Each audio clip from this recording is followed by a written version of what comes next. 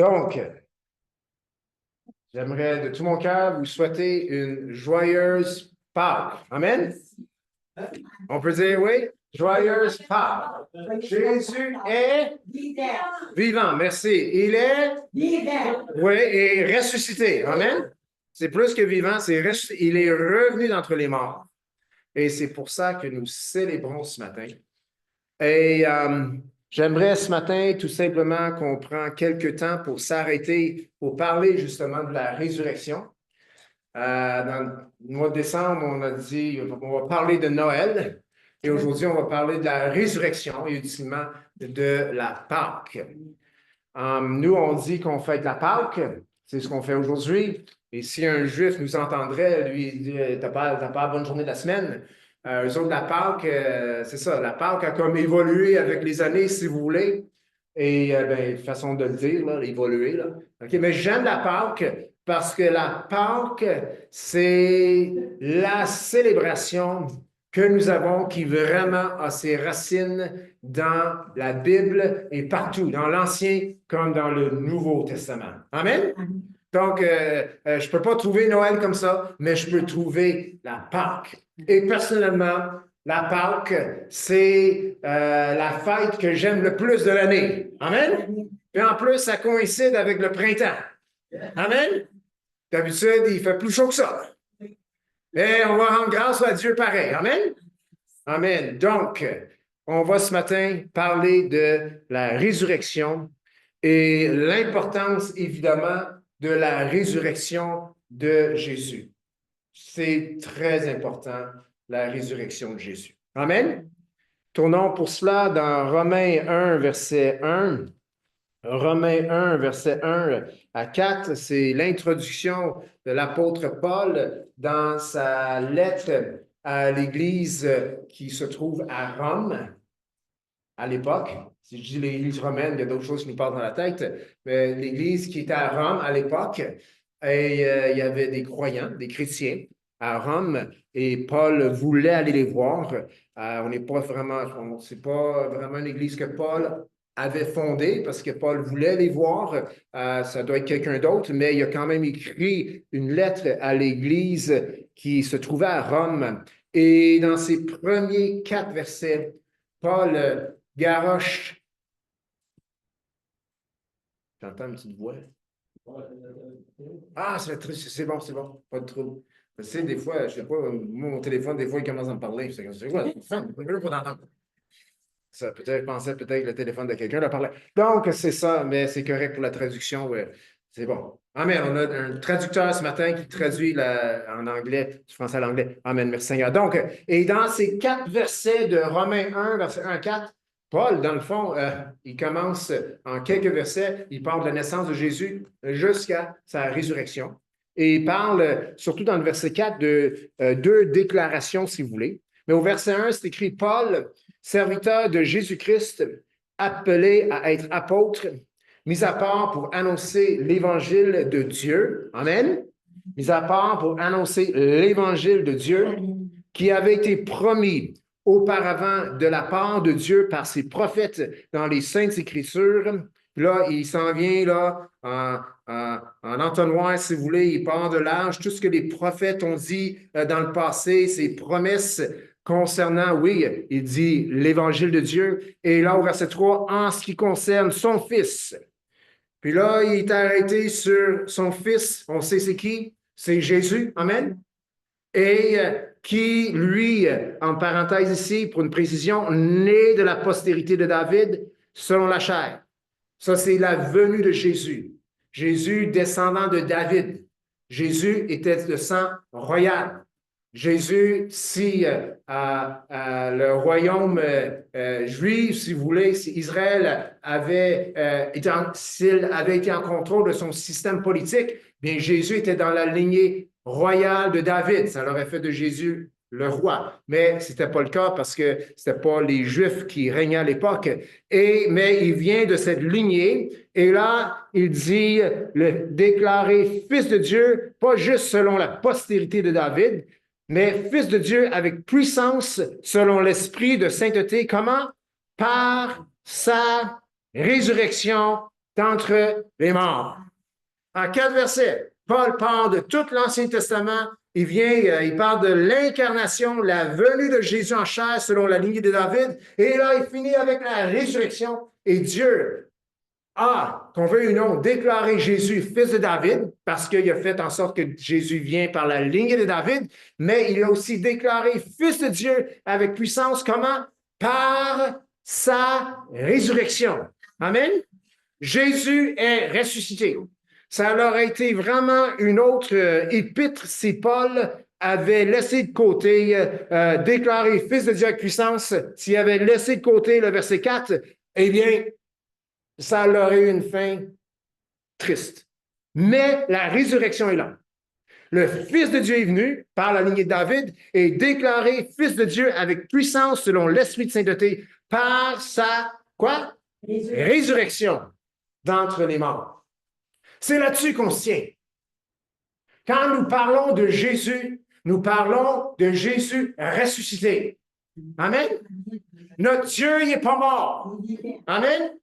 Il est plus que vivant. Il est revenu d'entre les morts. Il est ressuscité. Amen. Et ça signifie tout. Ça signifie qu'il est plus grand que la mort. Amen. Et s'il est plus grand que la mort, il est plus grand que tout ce qui conduit à la mort. Amen. S'il est plus grand que la mort, il est plus puissant que tout ce qui l'emmène à la mort. Amen. Si tu as l'impression que tu t'en vas vers la mort, eh bien, Jésus est plus grand que ça. Amen. Il est ressuscité. Je sais, on va tous mourir un jour, mais les enfants de Dieu, les chrétiens, vont aussi ressusciter un jour. Amen. C'est ça la fin de l'histoire. Ou c'est dans notre histoire, ça. On n'a pas de fin en passant. Il n'y a pas de fin de l'histoire. La fin de l'histoire, ce n'est pas la résurrection de Jésus. La fin de l'histoire, ce n'est pas non plus la résurrection des chrétiens. Ça, c'est juste fait partie de l'histoire. Nous, on va vivre pour l'éternité. Amen? Oh yes, OK. Donc, la résurrection, elle est extrêmement importante. Tu ne peux pas passer à côté. C'est quoi la résurrection? Hey, il pense à moi. Merci, mon frère. C'est quoi la résurrection, vraiment? C'est quoi merci. Définition de la résurrection? Eh bien, c'est important de le dire parce que toutes les fausses religions ont une fausse définition de la résurrection de Jésus. Ça part là. S'ils peuvent discréditer la résurrection, ils vont avoir discrédité le christianisme. Définition de la résurrection. La résurrection, c'est l'événement historique. C'est dans notre histoire. On peut dire ça? C'est un événement historique. C'est pas un fable. C'est pas une belle histoire. C'est un événement historique où Jésus est revenu de la mort physique. Amen? Il est revenu de la mort physique. Pas de la mort spirituelle, de la mort physique. Son corps, il était mort. On peut dire ça, mort. Mort. Jésus, sur la croix, il est mort. Il ne s'est pas évanoui, il ne s'est pas endormi, il est mort.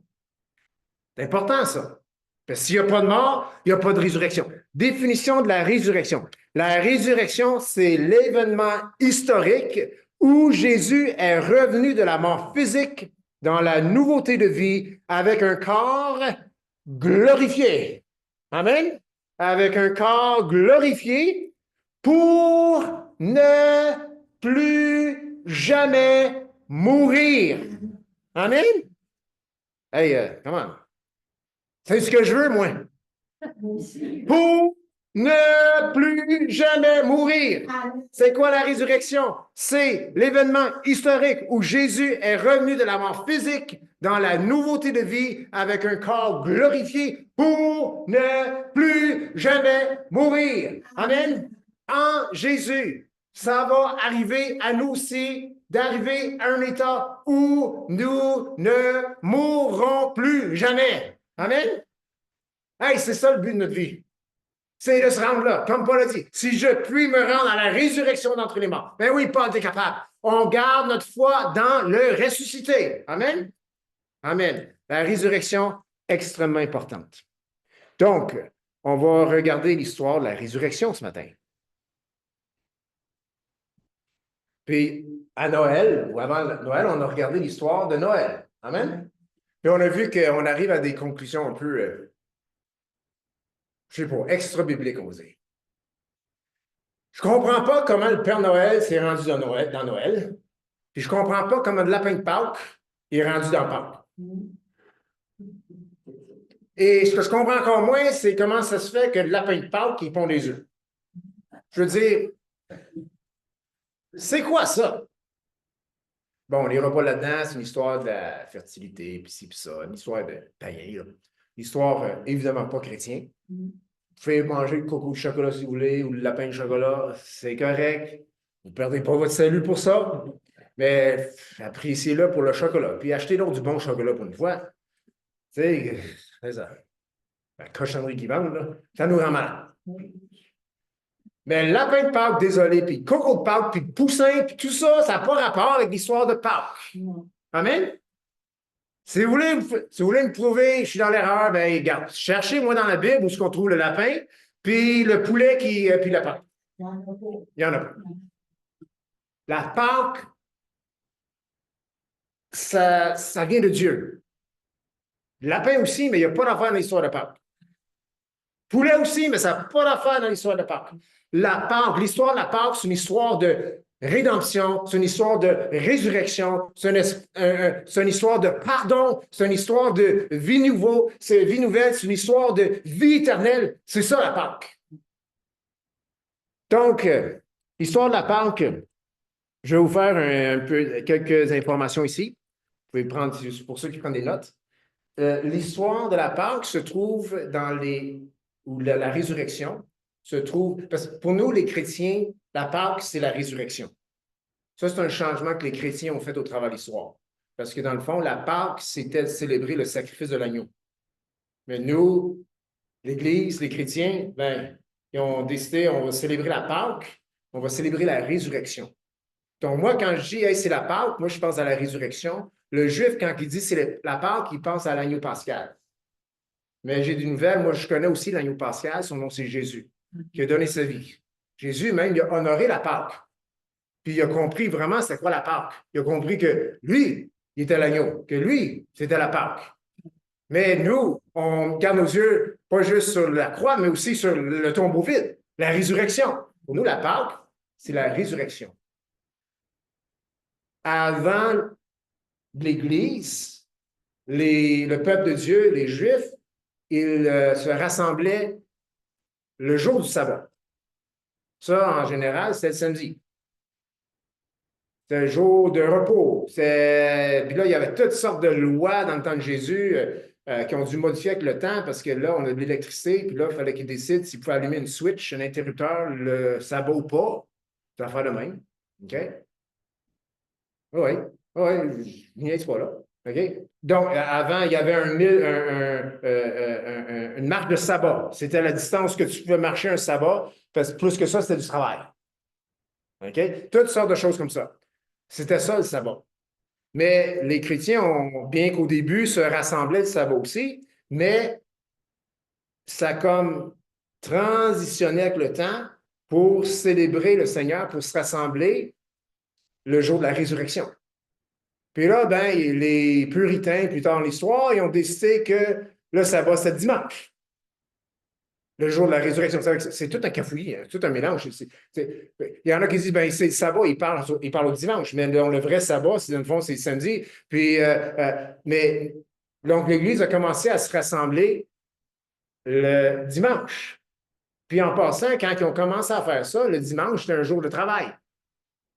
Mais plus tard, l'Empire romain, ils ont dit, ben non, ça va être le jour du repos. Mélangeant, hein? Non? Ben, si vous n'êtes pas mélangé, ben, gloire à Dieu, je vous ai dit quelque chose de clair, moi, je suis mélangé. Non, non. Donc, la Pâque, jour de la résurrection, puis là, il y a une fois que c'est mentionné dans la Bible, le jour du Seigneur. Et c'est Jean, quand il est sur l'île de Patmos, parle du jour du Seigneur. OK? Il parle du jour où les chrétiens se rassemblent pour célébrer le Seigneur. C'était probablement un jour de travail à l'époque, au début. Donc, ils se rassemblaient probablement le soir. OK? Et ils célébraient le Seigneur. La résurrection se célébrait à tous les semaines. C'est ça l'histoire de l'Église. On célèbre ce qui est le plus important, puis c'est la résurrection. Et il le célébrait à chaque dimanche. Quand Jésus est apparu, c'était quel jour? Quand il est apparu à ses disciples? Hein? C'était le dimanche, le premier jour de la semaine. Puis il y en avait un qui n'était pas là. Il s'appelait comment? Thomas. Il n'était pas là, Thomas. Il a fait l'église buissonnière. Il n'était pas là, il était absent, puis il a manqué de quoi? Il a manqué Jésus qui est apparu. Il est revenu le dimanche prochain. Donc, l'histoire de la résurrection, bon, je reviens à mes notes ici, c'est présent dans les 4 évangiles. Donc, c'est très important. Chacun des écrivains des évangiles, Matthieu, Marc, Luc et Jean, fallait qu'ils parlent de la résurrection. Ce n'est pas la seule chose dont les 4 parlent. Les 4 parlent aussi de la mort de Jésus, et ainsi de suite. Mais chacun parle de la résurrection. Matthieu, il consacre 20 versets. Matthieu 28, 1 à 20, ça ne sera pas au tableau, là. Et Marc consacre 20 versets aussi. Luc, 53 versets. Et Jean, 56 versets. Donc, ça, ces versets-là, c'est tous les versets accordés de la résurrection jusqu'à la fin de leur évangile, chacun respectivement. Donc, on voit que, écoute, il y a du texte, c'était important. Et dans le Matthieu chapitre 28, si on va à Matthieu chapitre 28, on va commencer avec le premier évangile, hein, Matthieu. Ce n'est pas le premier écrit, mais c'est dans l'ordre dans nos Bibles. Matthieu 28 et le chapitre 28 de Matthieu, c'est un chapitre après la résurrection. Et c'est d'ailleurs écrit, juste pour dire qu'on ne se rassemble pas le sabbat, nous on se rassemble le jour du Seigneur, c'est écrit après le sabbat. Après le sabbat. Donc, après le sabbat, à l'aube du premier jour de la semaine, oh, c'est à l'aube du premier jour de la semaine. Jésus est ressuscité quand? Le premier jour de la semaine. Donc, après le sabbat. Bon, là, je vous ai déjà dit c'est quoi le sabbat, c'est samedi, et ainsi de suite.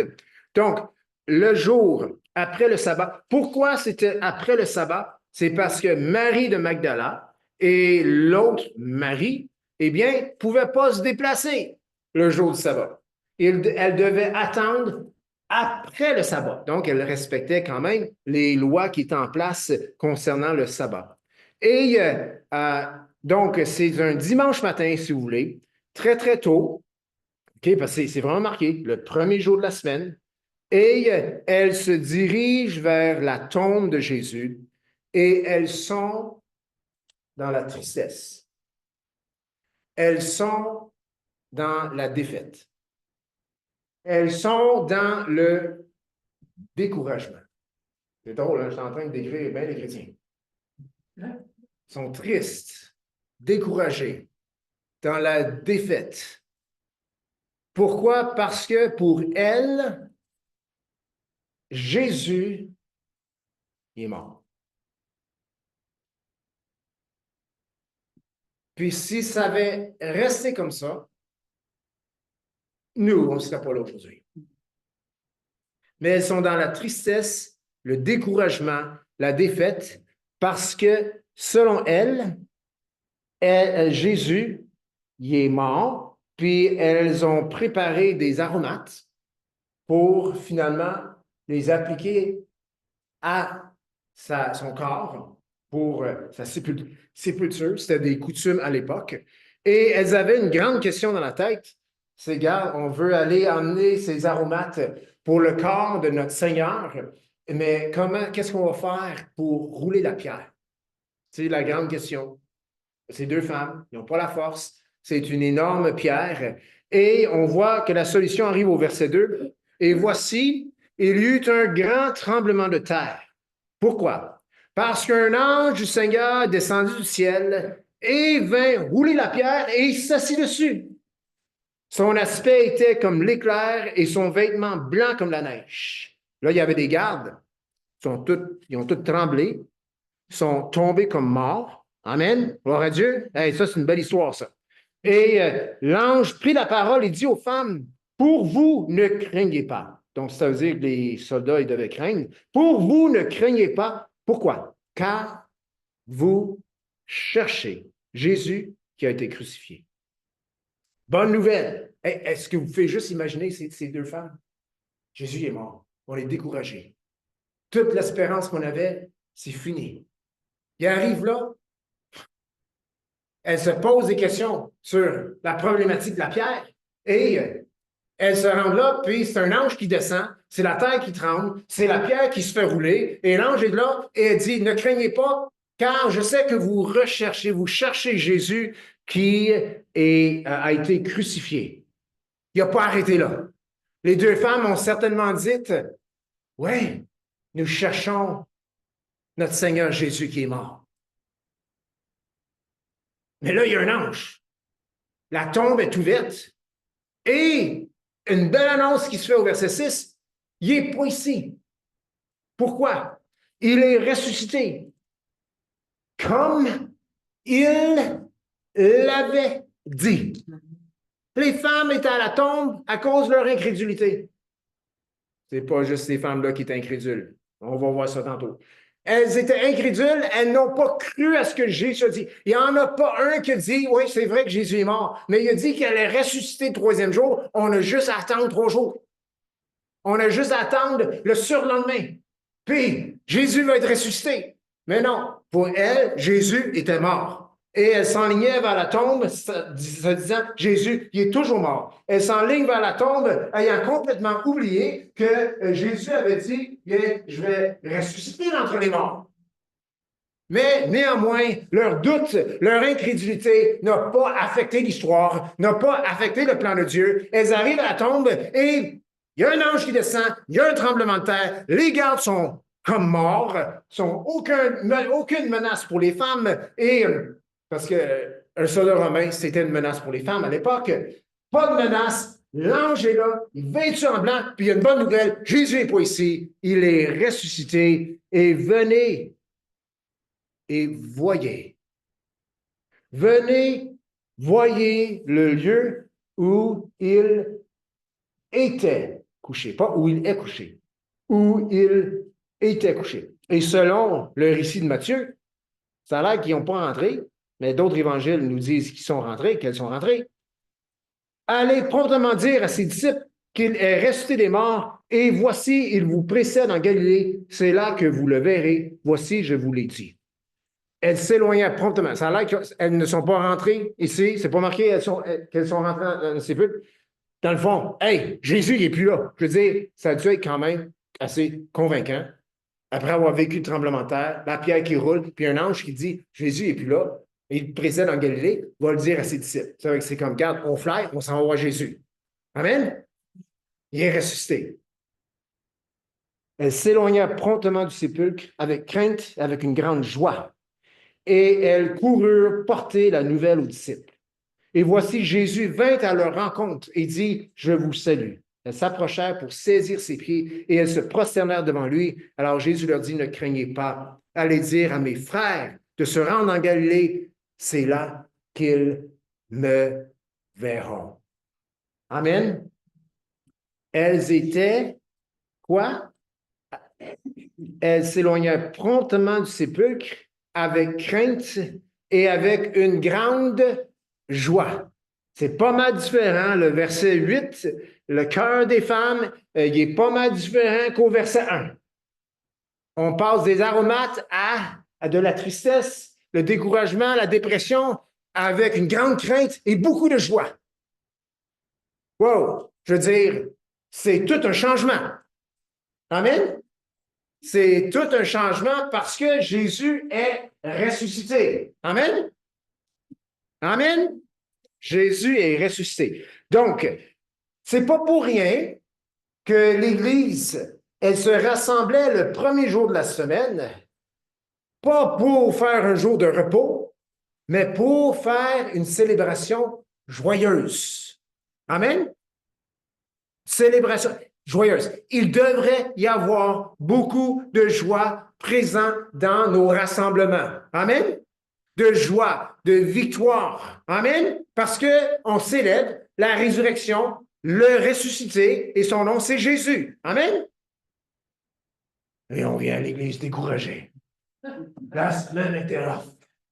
J'ai besoin justement d'un jour de repos. Je ne suis pas contre le repos en passant. OK? Mais la joie, en même temps, c'est très reposant. Amen?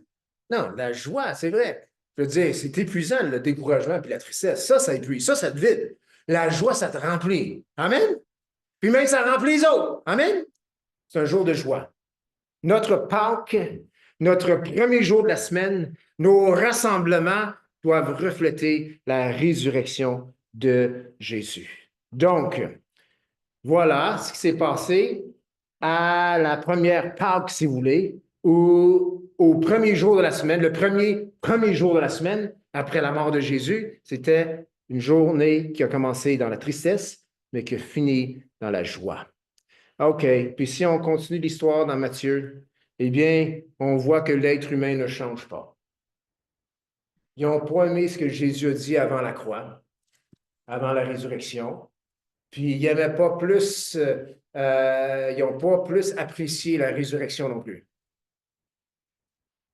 Dans le fond, la résurrection, non seulement c'est Dieu qui déclare Jésus comme Fils de Dieu avec puissance, selon l'esprit de sainteté, comme dit l'apôtre Paul, c'est pas juste ça, c'est que par la résurrection de Jésus, il a authentifié tout ce qu'il a dit avant. Donc, on peut comprendre que tous ceux qui n'étaient pas d'accord avec tout ce qu'il a dit avant, ils n'étaient pas plus contents quand il était revenu dans les morts. Parce que son revenu ou son retour ou sa résurrection, si vous voulez, d'entre les morts, a tout simplement solidifié, cimenté, authentifié tout ce qu'il avait dit avant. Il a dit, je suis la résurrection et la vie. Je suis la résurrection et la vie. On peut répéter ensemble? Jésus a dit, je suis la résurrection et la vie. Comme j'ai dit au début, il n'a pas dit, je suis la vie et la résurrection. S'il avait dit ça, on serait enclin à dire, ben, je l'ai dit, je suis correct. Non, non, non. Tu as besoin d'une résurrection, mon homme. Madame, tu as besoin d'une résurrection. Amen? Puis la vie vient après la résurrection. La vraie vie vient après la résurrection. Amen? Dieu est bon. Donc, on voit qu'il y a déjà de la résistance pendant qu'elles étaient en chemin. Verset 11. Pendant qu'elles étaient en chemin.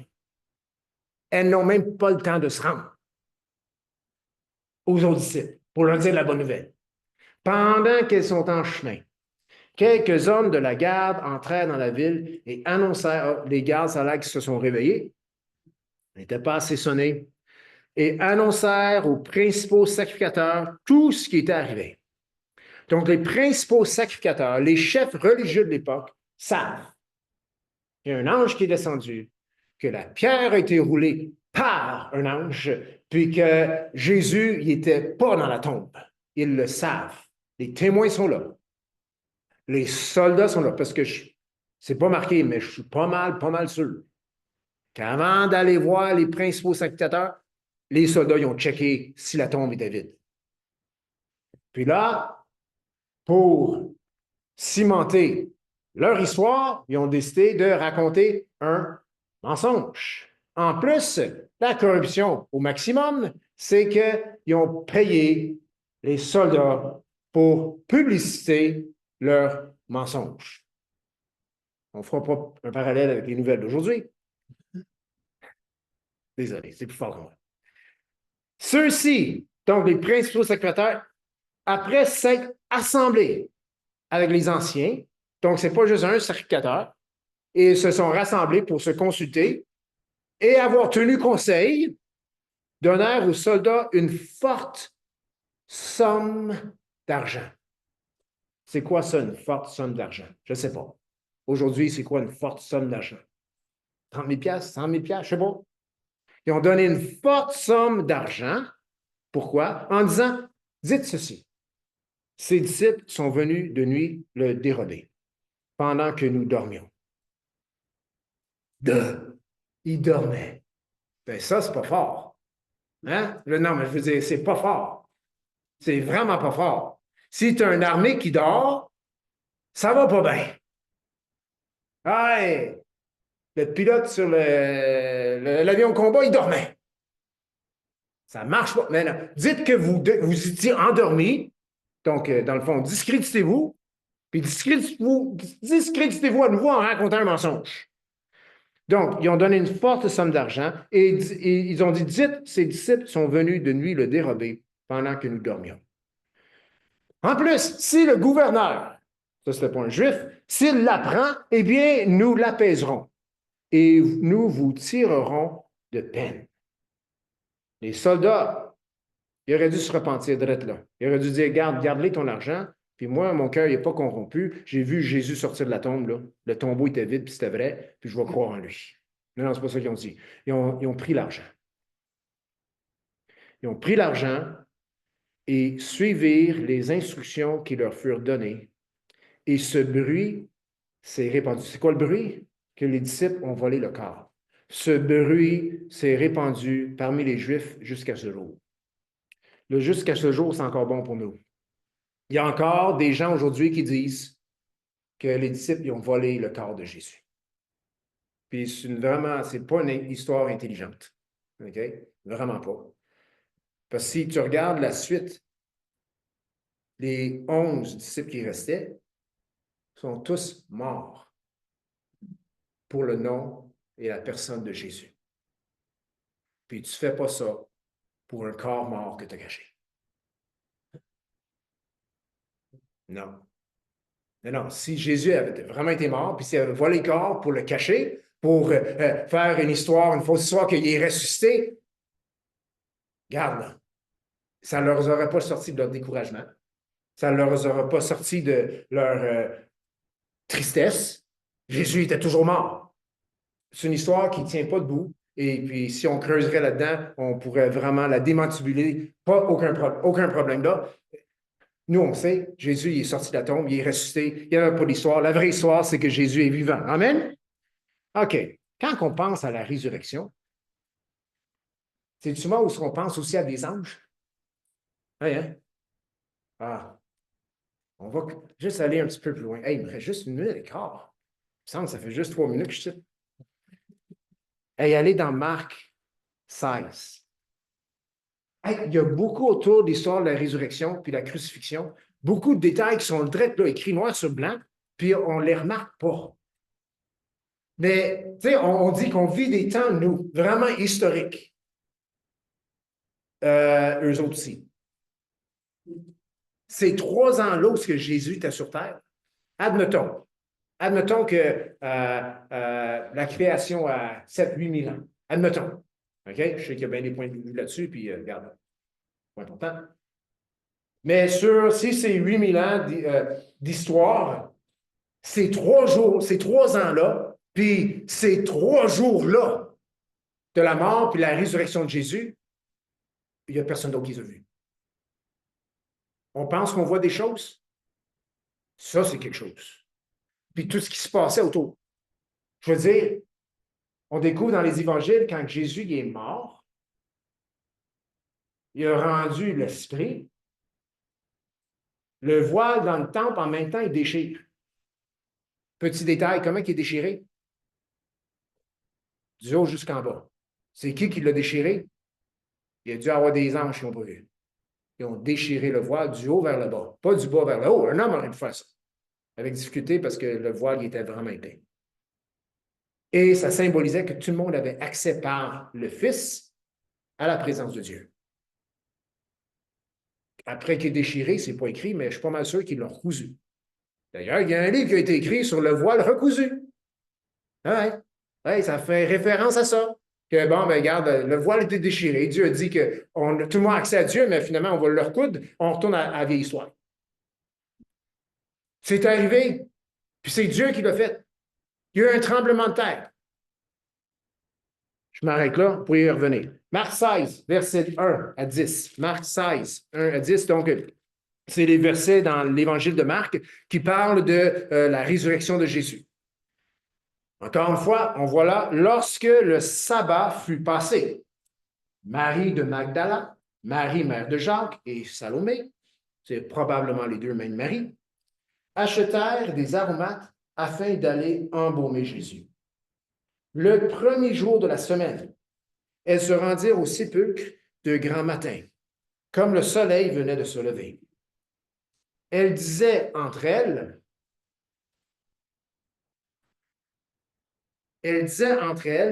qui nous roulera la pierre loin de l'entrée du sépulcre? Et levant les yeux, ici, il n'y a pas l'histoire de l'ange, elles se lèvent les yeux, elles aperçurent que la pierre qui était très grande avait été roulée. Elles entrèrent, ici, elles entrent dans le sépulcre. Et virent quoi? Ça, c'est un ange. Dans le récit de Marc, c'est un jeune homme, un jeune homme. Puis j'ai checké, c'est vraiment un jeune homme. Le mot derrière, c'est pas un ange, un être angélique, c'est un jeune homme. Fun, hein? Ils ont rentré dans la tombe. C'est un jeune homme qui est là, puis c'est pas Jésus. Un jeune homme assis à droite, vêtu, d'une robe blanche. Et elles furent épouvantées.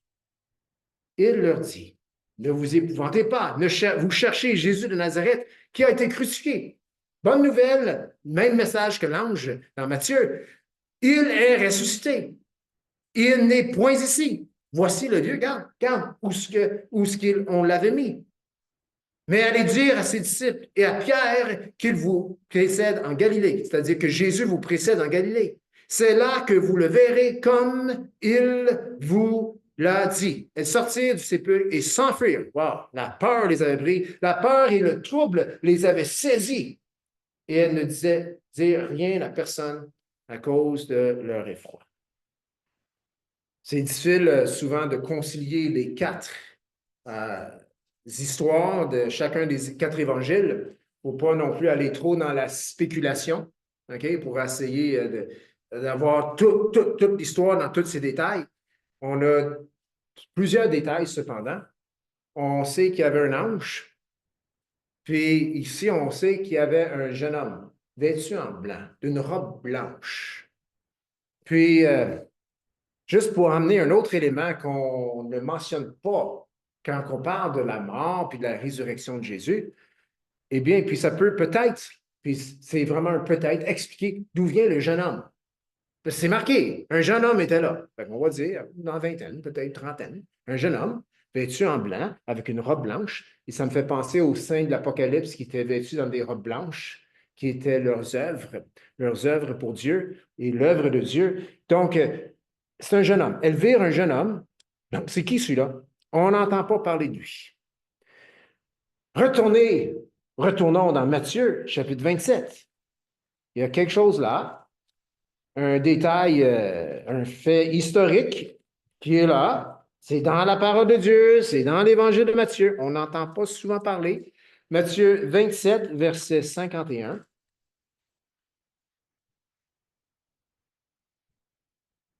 Donc, c'est juste après que Jésus rendit l'Esprit. Donc, on parle là de 2 jours avant, le vendredi. Verset 51. Donc, il rendit l'Esprit au verset 50. Et voici le voile du temple se déchira en deux, depuis le haut jusqu'en bas. Première chose. 2, la terre trembla. Les rochers se fendirent. C'est déjà beaucoup, hein?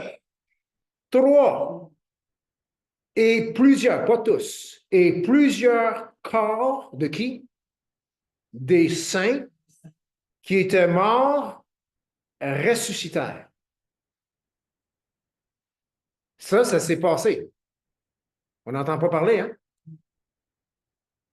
Et au verset 53, je ne sais pas si, je pense pas que je l'ai donné, mais au verset 53, c'est écrit, étant sortis des sépulcres, après la résurrection de Jésus, ils entrèrent dans la ville sainte et apparurent à un grand nombre de personnes. Donc, Jésus est mort, le voile se déchire du haut jusqu'en bas, la terre tremble, il y a des sépulcres qui s'ouvrent, il y a des saints, donc des saints de l'Ancien Testament, pas tous, mais certains qui ressuscitent. Puis, le texte, pourrait peut-être dire deux choses. Ils entrèrent dans la ville sainte après la résurrection de Jésus, ou peut-être qu'ils sont sortis des tombes, puis après la résurrection de Jésus, ils ont rentré dans la ville, ou peut-être qu'ils sont restés dans leur tombe parce que c'était pas le temps de sortir encore, parce que le ressuscité devait sortir le premier. Amen? Mais il y a des gens qui sont ressuscités. Ça, c'est quelque chose à voir. Puis c'est marqué, ils ont été dans la ville, puis il y a du monde qui leur ont parlé. Ils ont parlé à du monde.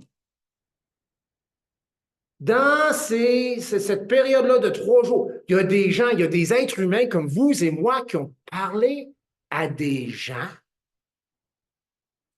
ressuscités. Hey, pas ça, tu perdu la tête le matin? Non. Mais non, c'est marqué. Ils ont été dans la ville. Ils ont parlé à du monde. Ils ont certainement authentifié la résurrection de Jésus.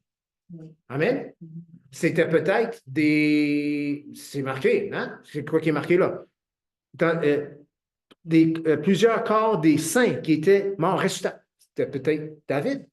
C'était peut-être Abraham. Je ne sais pas. C'était des saints, ça.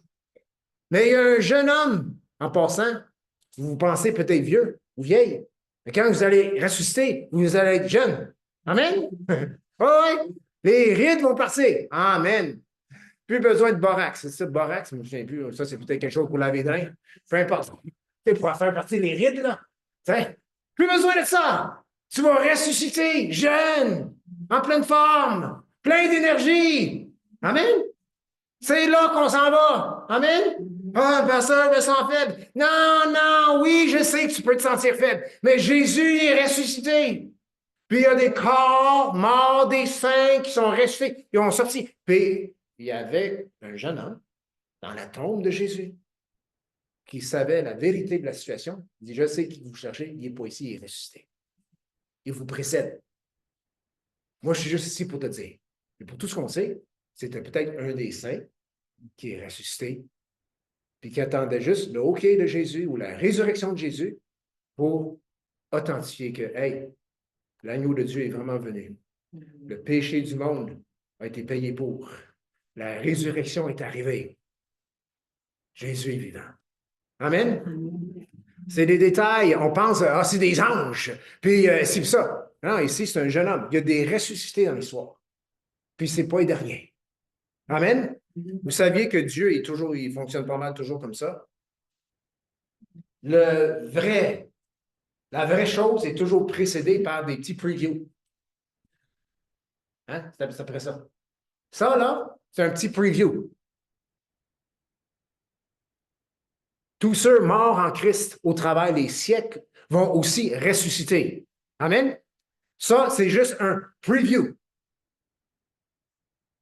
Et nous, les chrétiens, on sait que ça, c'est preview, puis ça sous-entend que la vraie chose s'en vient. Amen? Donc, on peut, mais parce que c'est Dieu qui l'a dit, et parce que notre espérance est vivante, c'est-à-dire que notre espérance, elle est tellement certaine. C'est tellement certain que notre espérance va arriver que, dans le fond, on se pose, c'est une espérance ou c'est une réalité. Jésus est ressuscité et nous allons ressusciter. La raison qu'on sait qu'on va ressusciter, c'est parce que Dieu l'a dit. Amen? Puis en plus, on a un petit preview. Mais je suis là pour vous dire ce matin, comme le jeune homme a dit, comme l'ange a dit, Jésus est ressuscité. Amen? Ah, pour les femmes, il leur précédait, elles allaient devant elles vers la Galilée. Jésus aussi est devant nous. Amen. Nos yeux sont sur Jésus. Amen. Puis oui, nous connaissons la croix, là où Jésus est mort. Là où nous aussi, on a été crucifiés avec Christ, mais aussi on a vu la résurrection. Parce que nous aussi, en quelque sorte, nous avons vécu la résurrection parce qu'aujourd'hui, nous sommes vivants en Jésus-Christ. Amen. Quand tu reçois Jésus-Christ dans ta vie. Tu passes de la mort à la vie et tu es un ressuscité. Amen? Et la vraie chose, c'est-à-dire la résurrection complète et entière qui va affecter tout ton corps, ton âme, ton esprit, ta chair, eh bien, ça s'en vient. Amen? La preuve, Jésus avait un corps glorifié, ressuscité, glorifié, et plus jamais il allait mourir. Et ça va être notre histoire un jour. Un jour, Normand va pouvoir dire, la mort, c'est derrière moi. Moi aussi, Nicole aussi, Monique aussi, Jacques aussi. Toute la gang. Oui, qui dit moi aussi? Yes, yes. Un jour, ça va être derrière nous. Est-ce qu'il manque de batterie? Oui, OK.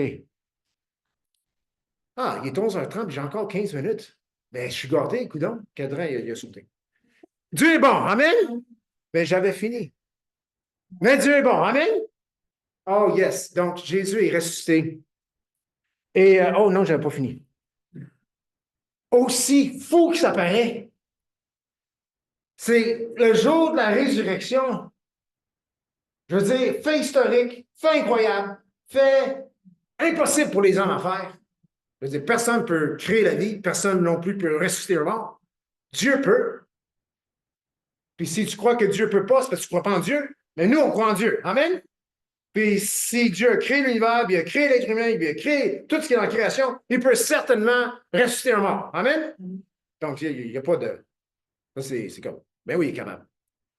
Mais le jour de la résurrection et les quelques jours après, qu'on le veut ou non, c'était rempli la part des disciples d'incrédulité.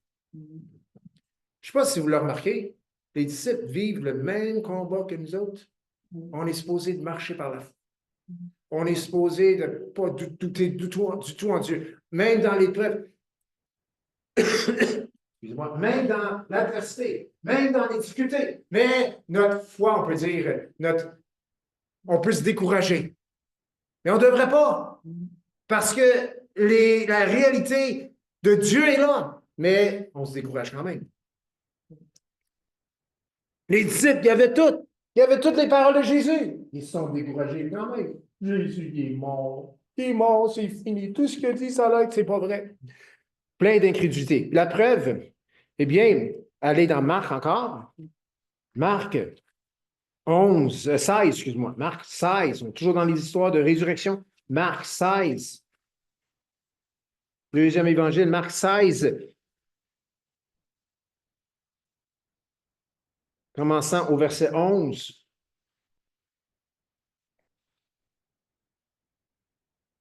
9-10, c'est les deux femmes qui ont vu Jésus ressusciter. Et là, au verset 10, elle alla emporter la nouvelle à ceux qui avaient été avec lui et qui s'affligeaient et pleuraient. C'est le jour de la résurrection, tout le monde broye. Tout le monde s'afflige. Ils font leur deuil. Verset 11.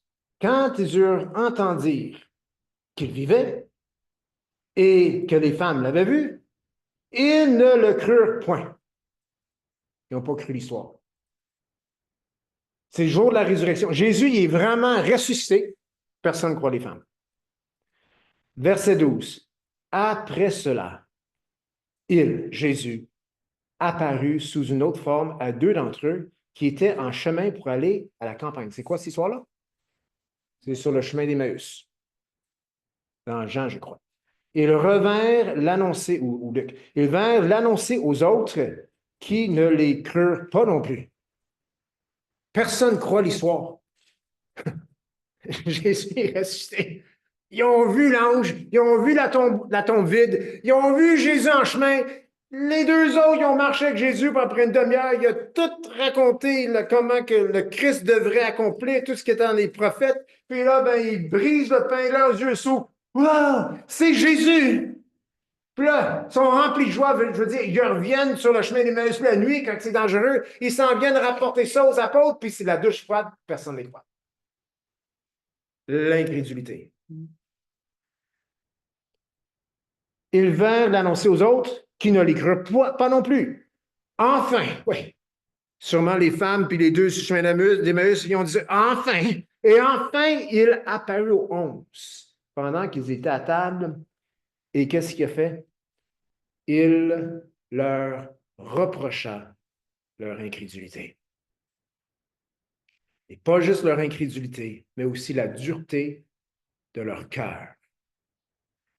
Parce qu'ils n'avaient pas cru ceux qui l'avaient vu ressusciter.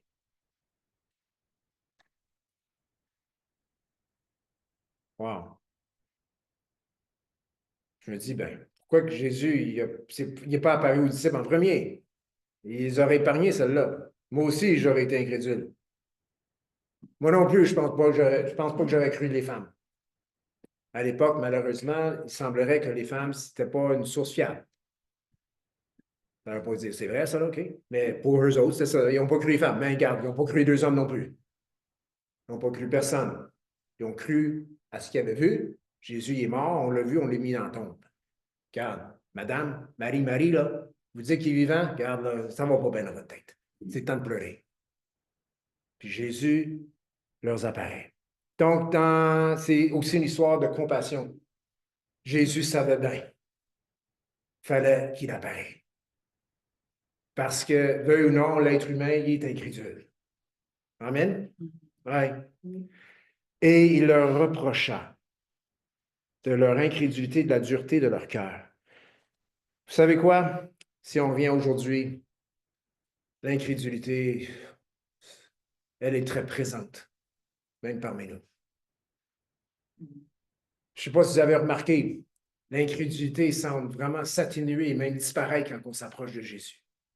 Amen? On l'a vu la semaine passée dans le temps de jeûne et prière.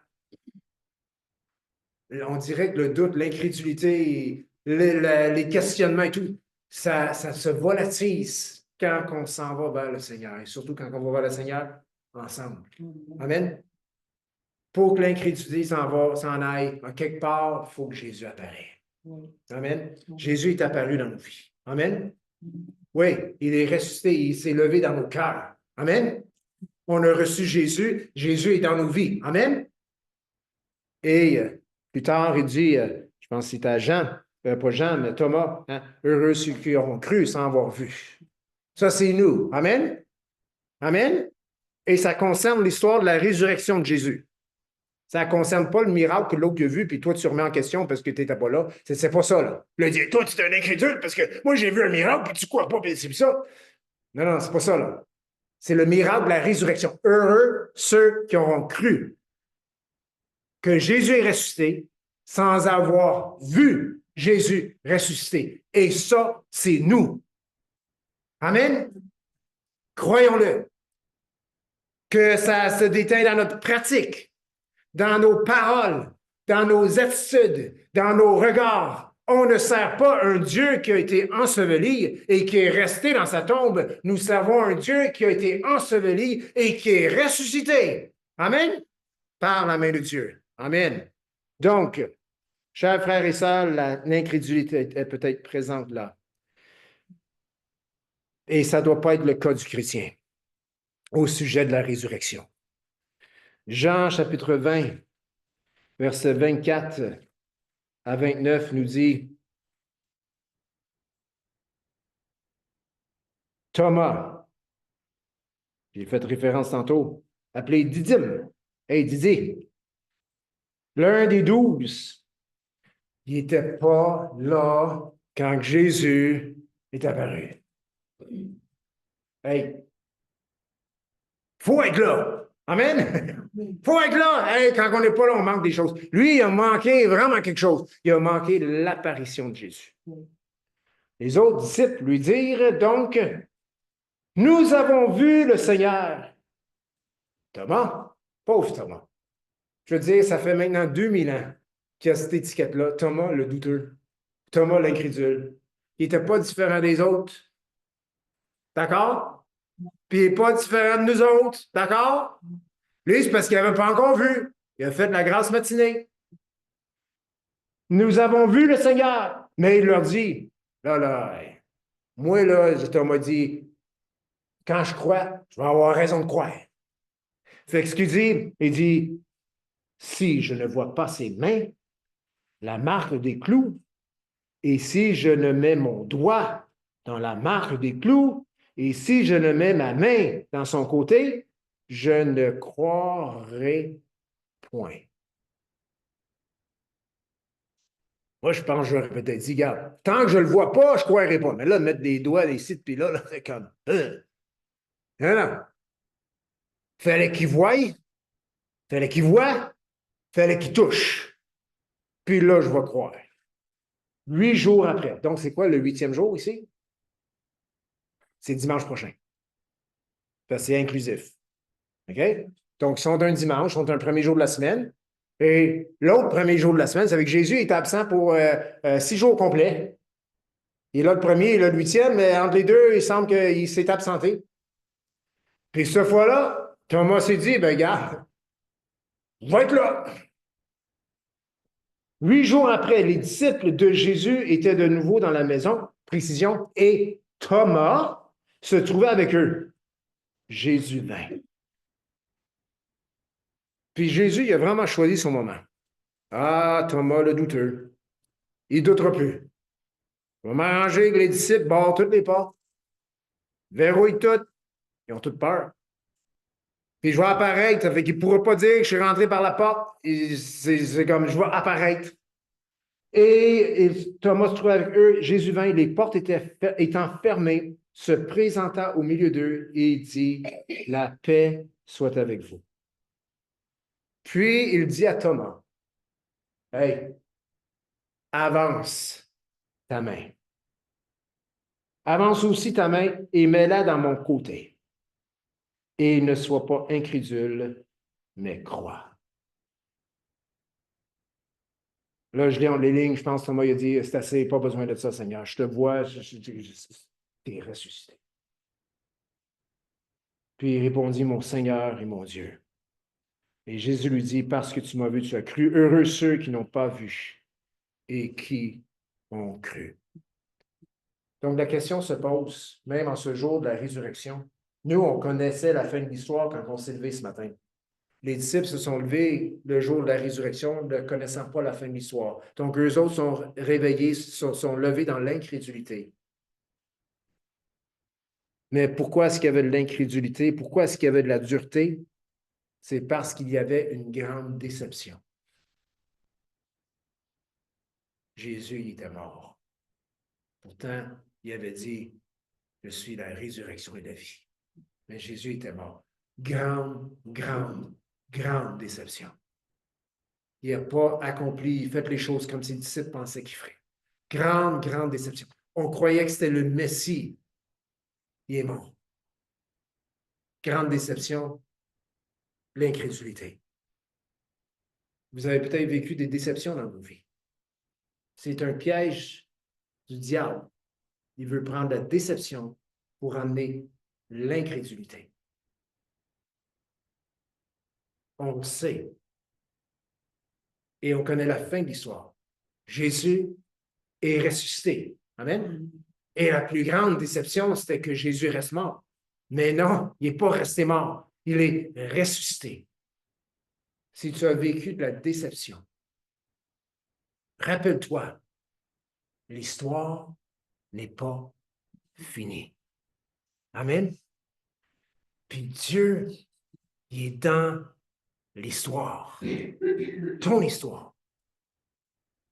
Il y a de l'espoir. Dis non à la déception, à l'incrédulité. Dis oui à la résurrection. Car en disant oui à la déception, on devient incrédule. Et lorsqu'on dit oui à la résurrection, nous avons la foi. Nous avons la vie. Nous avons l'espérance. Donc, Seigneur Jésus, nous venons à toi ce matin. Et Seigneur Jésus, c'est une journée de joie, de célébration, car tu es ressuscité. Et Seigneur, on a parlé de déception. Les disciples avaient vécu de la déception. Et tu es entré dans cette journée, dans leur histoire, et par ton apparition, la déception est partie et aussi l'incrédulité.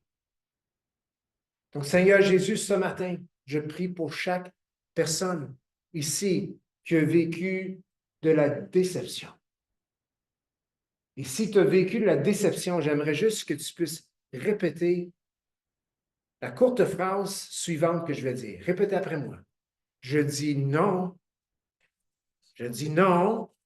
Allez-y. Je dis non à la déception. Je dis oui à la résurrection. Amen. Amen. Jésus est vivant. Amen.